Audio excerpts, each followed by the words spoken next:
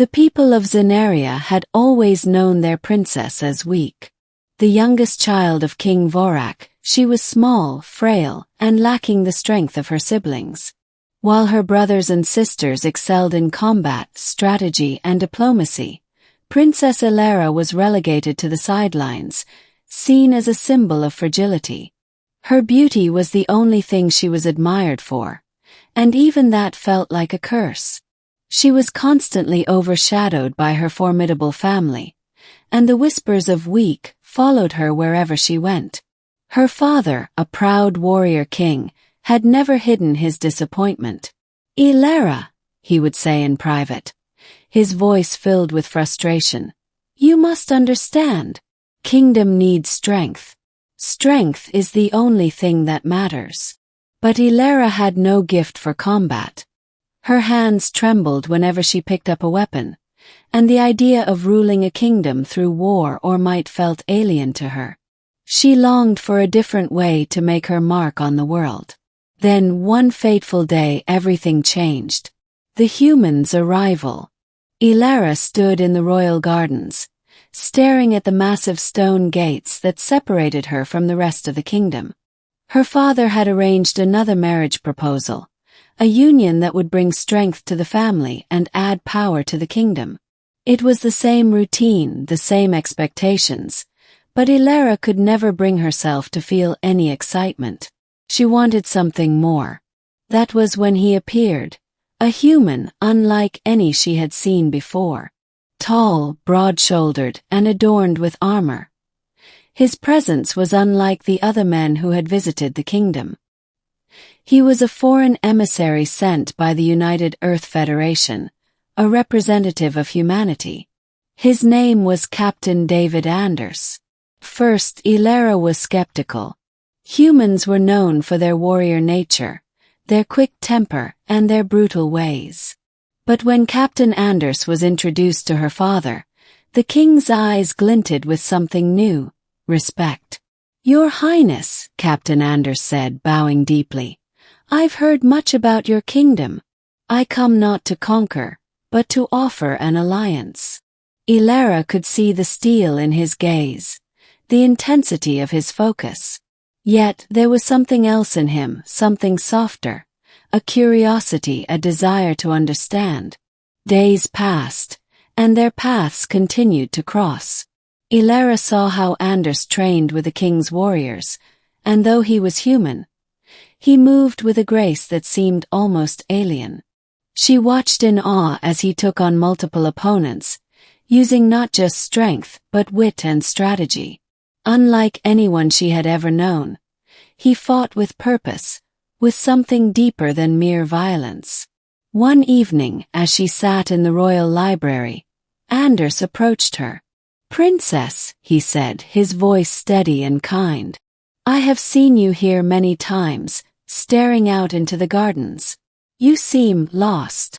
Ilera frowned, not used to such directness.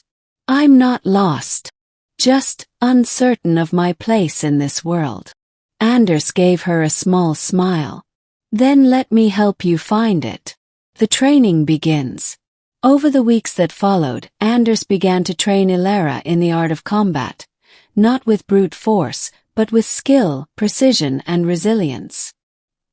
He showed her that a warrior's strength was not just in physical might, but in the will to endure, to fight for something greater than oneself. First, Ilera struggled.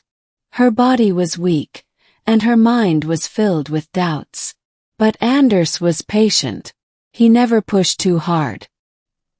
He taught her to trust her instincts, to embrace her weaknesses as strengths. He showed her the art of focusing her mind, of finding balance, and of using her agility to outmaneuver stronger opponents. "You may not be the strongest," Anders said during one of their sessions, "but you can be the smartest. You can be the most determined." The more Ilera trained, the more she began to understand what Anders was teaching her. She wasn't weak, she was simply untrained. She began to feel a spark of power within herself that she had never known existed. But it wasn't just combat that Anders helped her with. He taught her leadership, the art of thinking beyond one's own ego, the importance of protecting the weak, and the value of diplomacy over violence. He showed her that a true warrior wasn't someone who fought to dominate, but someone who fought to protect those who could not protect themselves. And as she grew in skill and confidence, so too did her relationship with Anders deepen. What had started as a mentor-student dynamic slowly blossomed into a bond based on mutual respect, admiration, and eventually love. Test. The true test came when a hostile alien faction, the Imar, attacked the kingdom.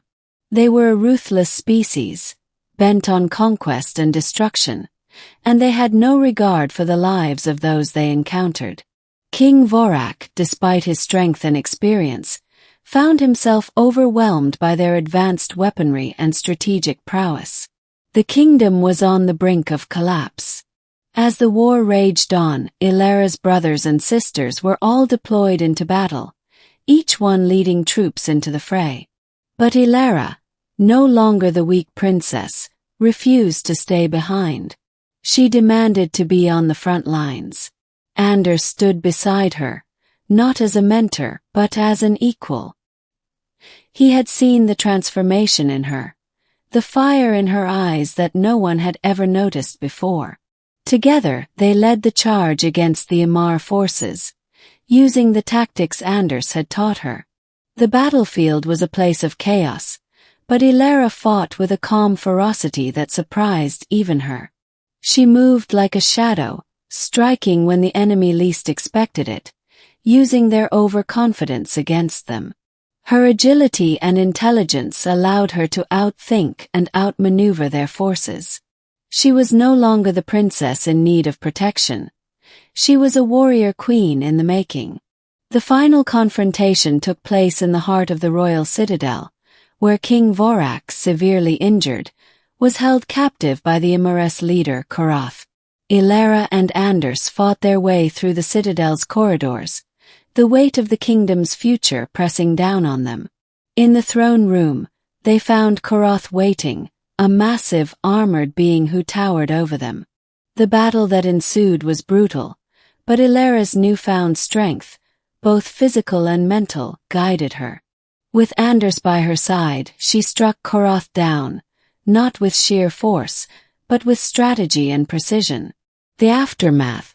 The Imar were defeated, and the kingdom was saved.